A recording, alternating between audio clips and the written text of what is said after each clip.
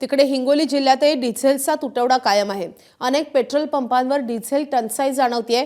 डिझेलसाठी शेतकरी आणि वाहन चालकांची पेट्रोल पंपांवर झुंबड उडाली आहे। आढावा घेतलेला आहे आमचे प्रतिनिधी माधव दिपके यांनी। हिंगोली जिल्ह्यामध्ये आज सलग चौथ्या दिवशी सुद्धा डिझेलचा तुटवडा कायम असल्याचं आपल्याला पाहायला मिळतंय। मी सध्या हिंगोली शहरातल्या चौधरी पेट्रोल पंपवर आहे आणि आज या ठिकाणी वाहनांच्या लांबच लांब रांगा लागल्या आहेत। आपण बघताय ना, हे जे वाहन आहेत हे सर्व वाहनं डिझेल खरेदीसाठी या पेट्रोल पंपच्या बाहेर गर्दी करताना आपल्या ठिकाणी पाहायला मिळते।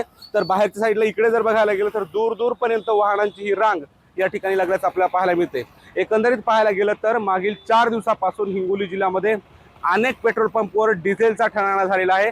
डिझेल मिळत नाहीये आणि त्यामुळं डिझेलचा तुटवडा मोठ्या प्रमाणात निर्माण झालेला आहे। आणि आपण या ठिकाणी बघताना हे गावाकडनं शेतीच्या मशागतीसाठी लागणारे जे ट्रॅक्टरला लागणारा फ्यूल आहे, डिझेल आहे, ते खरेदीसाठी या ठिकाणी काही ट्रॅक्टर चालक सुद्धा आले तर दररोज कामानिमित्त जाणारे जे लोडिंगचे वाहन आहेत, ट्रॅक्टर पिकअप असो किंवा ट्रक असो, ते सुद्धा या ठिकाणी गर्दी करताना आपल्या या ठिकाणी पाहायला मिळत आहेत। हे चित्र हिंगोली शहरातल्या पेट्रोल पंपचं आहे का, तर असं नाहीये।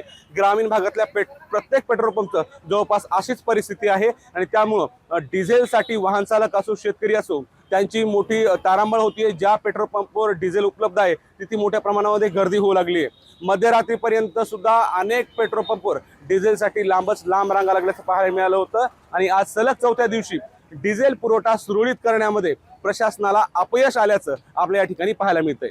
माधव दिपके, एबीपी माझा, हिंगोली।